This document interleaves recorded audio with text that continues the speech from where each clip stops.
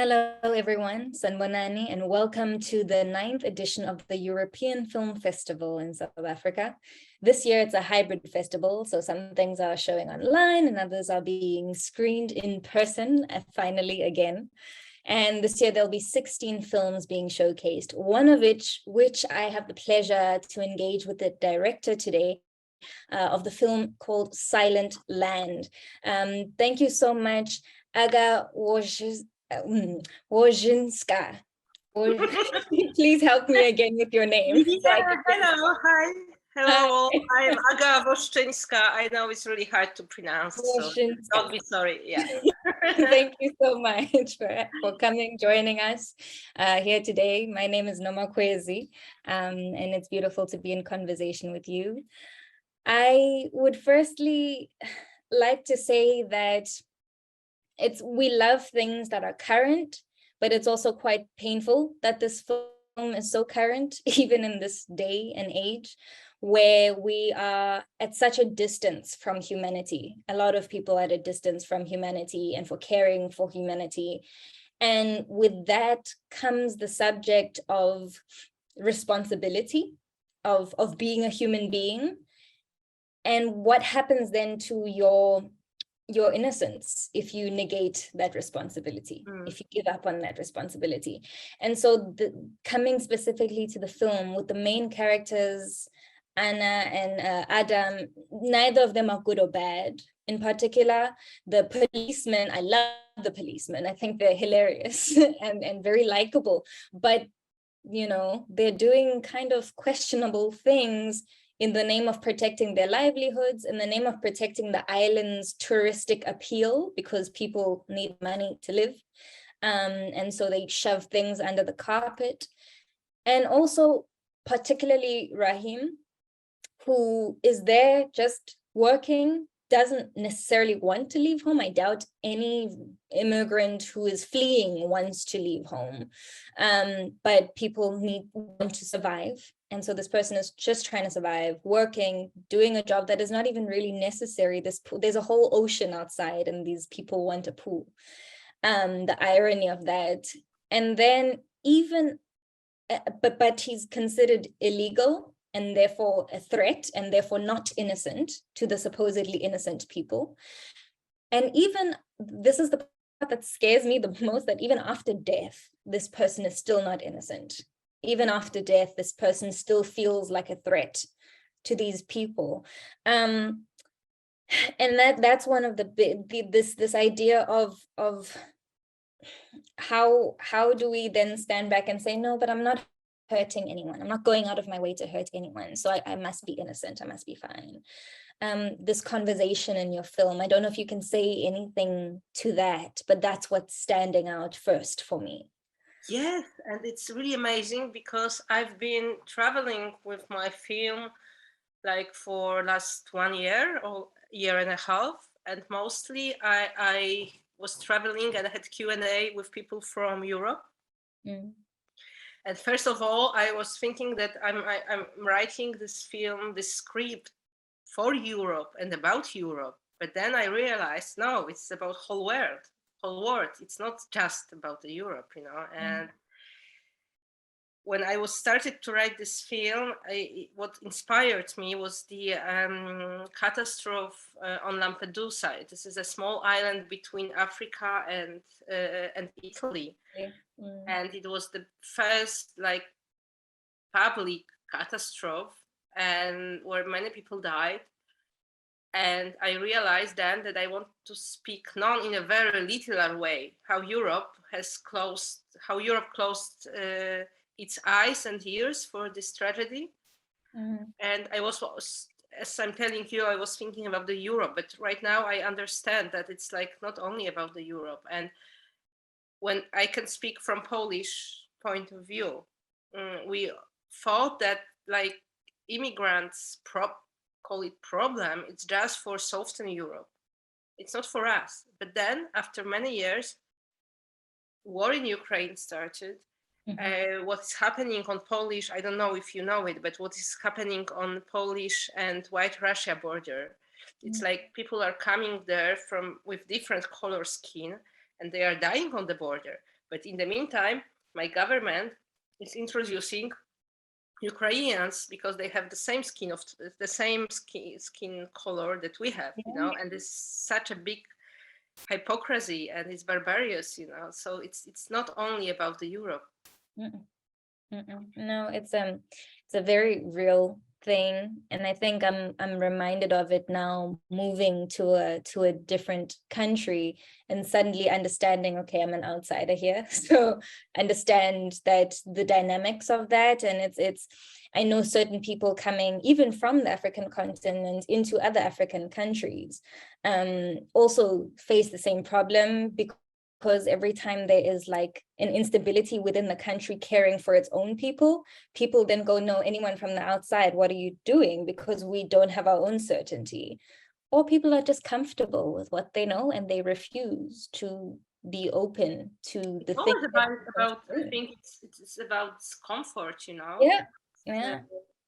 Very much. Maybe people from Ukraine have a little bit different language, but still they look the same. Yeah. But people from Syria, they don't, They don't. Yeah, it's too different. And I think kind of drawing from that, but entering more of a stylistic question, for me, the film, I know it wasn't, but it felt a lot like a thriller as well, because you're always on edge. There's always this feeling of being on edge, and that's the reality for many migrants or immigrants. That's definitely or people who are different even in society. They don't even have to have traveled from anywhere, but as soon as someone is different, again, this idea of breaking comfort. There's this a lot about, I think that what you are trying to say, maybe we can meet the sentence that it's kind of irrational fear, because my characters, Anna and Adam, they have this irrational fear because it's not rational, because this guy Rahim is not doing anything wrong. Exactly. It's like he's just fixing the pool.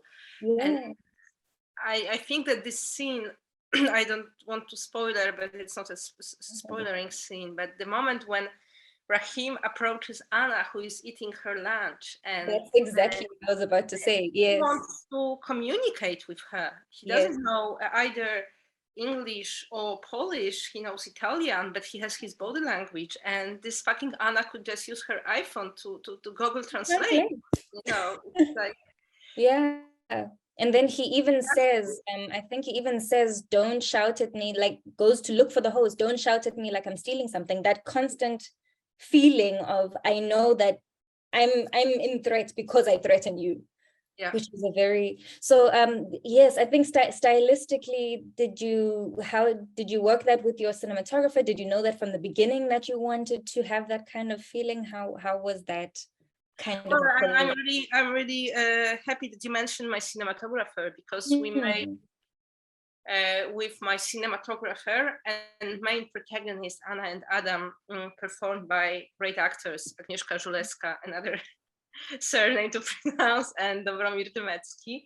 We made my short film Fragments that was premiered in Cannes in 2014, and it was actually about the same couple, but I decided to take them not to the therapy in Warsaw, but I took them to the Italian island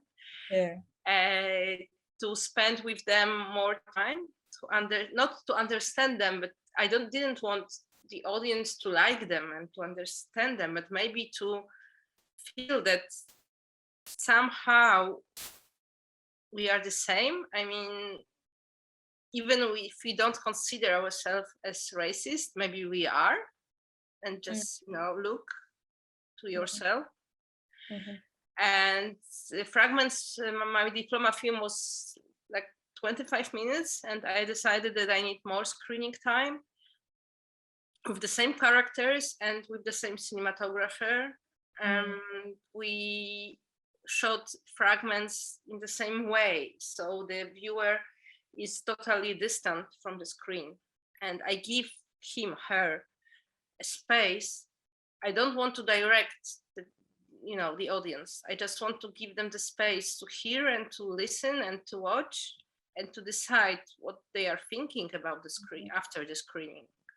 Yeah, and I love that you went into the conversation about the space, for the viewer to fill in what they feel, what they experience, what they know as well. Because my next point is coming to the silence of the film. I mean, not to be literal with the title, but literally there's a lot of these open breaths, I can call them, in between words. Even when words are spoken, we're not really having a conversation. We're talking about doorknobs and sinks. And it's like, okay, but I'm sure there's a bigger thing happening. But no, we need to talk about trivial things to keep time moving. But also in particular, these scenes stand out to me where things happen off screen. Like the diving scene, we stay above water and a whole panic attack happens underwater and we don't see it. And even though we see a snippet of the reaction to what happens to Rahim, we don't really ever see the full reaction.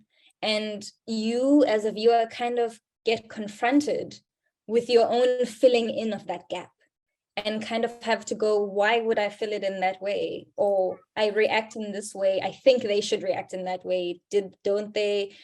Is it me? Is something wrong with the way I'm interpreting the world? So you kind of double back on yourself as you're watching the film. So yeah, those kinds of choices. Yeah, these are the choices, because we decided with my cinematographer and producer, I would like to mention her, Agavasha, because she's not only the producer who gives the money, she's also a very, very intelligent person who was working with us on the script and so on. And we decided that like the most important things should be off screen to give to the viewer possibility to have their interpretation.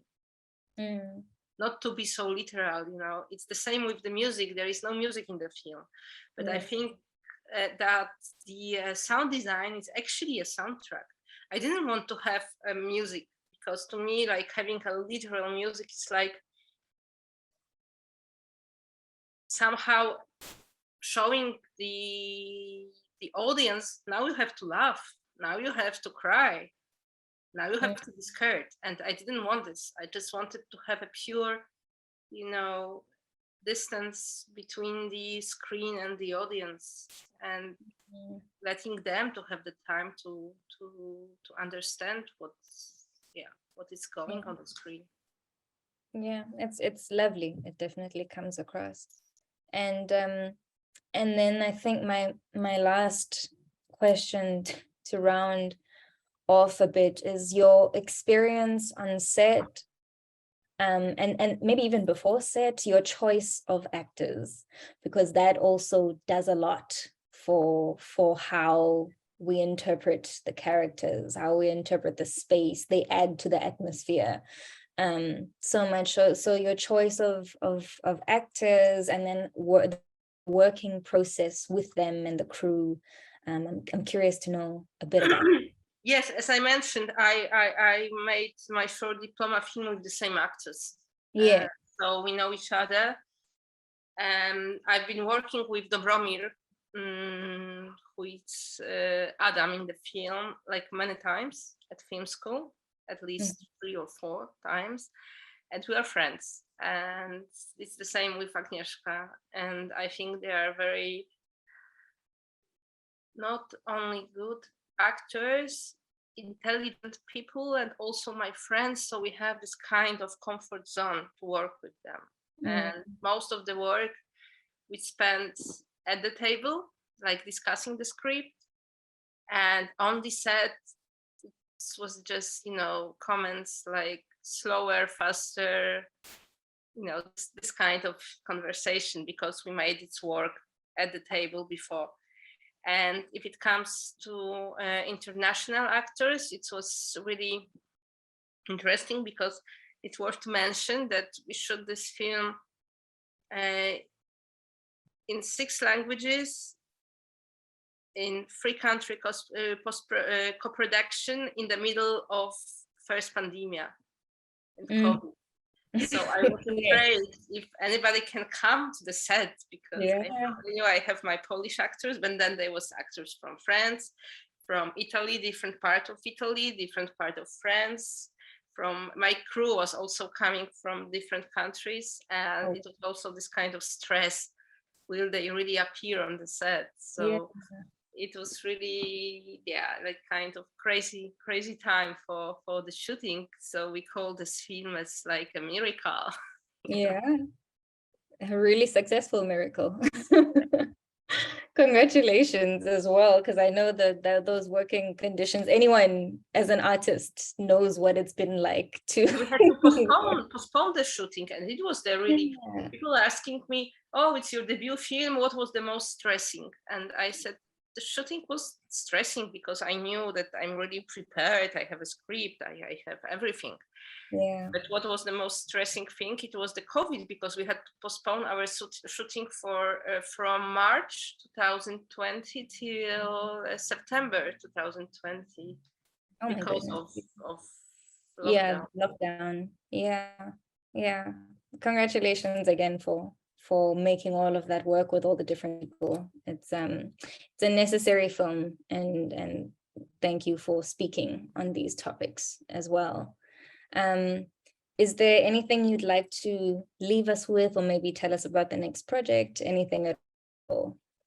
I would like to leave you with a message that sometimes it's better to invite somebody to your table for a dinner sooner than later, or just to invite somebody at the table. Sorry, I'm bad with.